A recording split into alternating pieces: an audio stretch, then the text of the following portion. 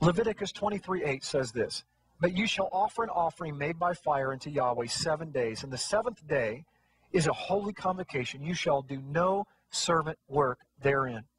Basically, in a nutshell, he's saying that this is a great time to gather. This is a holy convocation. This is a gathering of the saints together. Now, you may be in a place where you can't gather with any saints. Maybe you live in a part where nobody believes in keeping the Sabbath.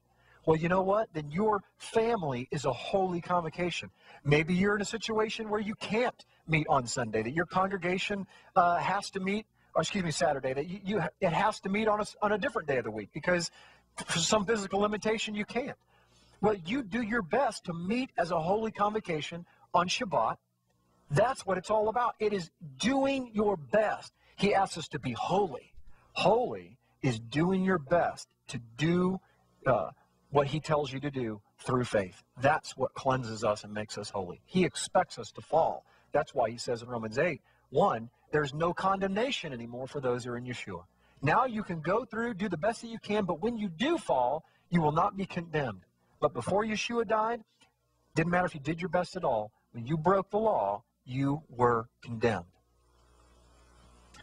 Isaiah 58:13 says this, and I highlighted and underlined it because it's important. "If you keep your feet from breaking the Sabbath and from doing as you please on my holy day, if you call the Sabbath a delight and Yahweh's holy day honorable, if you honor it by not going your own way and doing as you please or speaking idle words, then you will find your joy in the Lord." Then you will find your joy in the Lord. You hear what I'm saying? Then, or hear what he's saying? You will find the joy in the Lord. So if you don't wake up every morning and you don't have joy from Yahweh filling your heart, then I'm going to suggest to you that your pipe is clogged. Because the truth can only do one thing, and that sets you free. The power of God only works through two things. It works through truth and humility. So if your pipes are clogged with traditions and doctrines of men or anything else, then the joy of the Lord cannot come through. Blessings do not flow when we are in disobedience. So what is that scripture telling us? That scripture is telling us that if we take his Sabbath and we call it a delight, that we are not supposed to do whatever we want to do. This is not a day for us to be selfish, to go do what we want to do. This is a day to set apart, to spend time with him, and to love your family, because there is no greater law than to love your neighbor as yourself. And your neighbor starts at home. You can't even prepare work, because he knows our hearts. Back in Numbers 15:32, it says, "While the Israelites were in the desert, a man was found gathering wood on the Sabbath day." So the reason why I bring this scripture up is because we are so good as American Israelites, what I call American Israelites, that we'll do exactly what they do. Is on Shabbat, we'll start to get bored because, we've read the Bible for only so many hours, and we start to prepare to work. Yahweh says, no, this is my day. You guys work all the time. You're addicted to work. You can't sit in my presence and just be still. He wants to train us to be still before the Lord. Is there anything so wrong with this?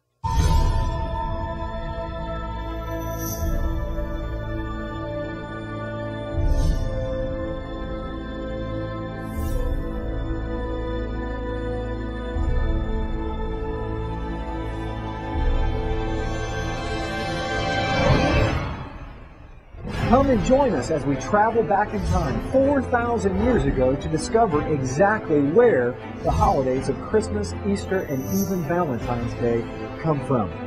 Why do we celebrate the birth of Jesus on December 25th? Whose birthday really is on December 25th? Where did we come up with December 25th? Where did the star on top of the Christmas tree come from? Where did the Christmas tree itself come from? Where did St. Nicholas come from? Are we sure that St. Nicholas even existed?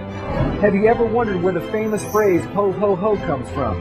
It comes from the late 1600s when they used to have plays, and before the devil would come on stage, he would announce himself by saying, ho, ho, ho. Did you know that original Santa's elves weren't little guys that made toys? They were Krampus demons that would punish the children if they weren't good for that year, while St. Nicholas would give them gifts if they were good. Who is the Easter Bunny? Where did we get Easter eggs from? Why do we celebrate Easter on the first Sunday after the vernal equinox?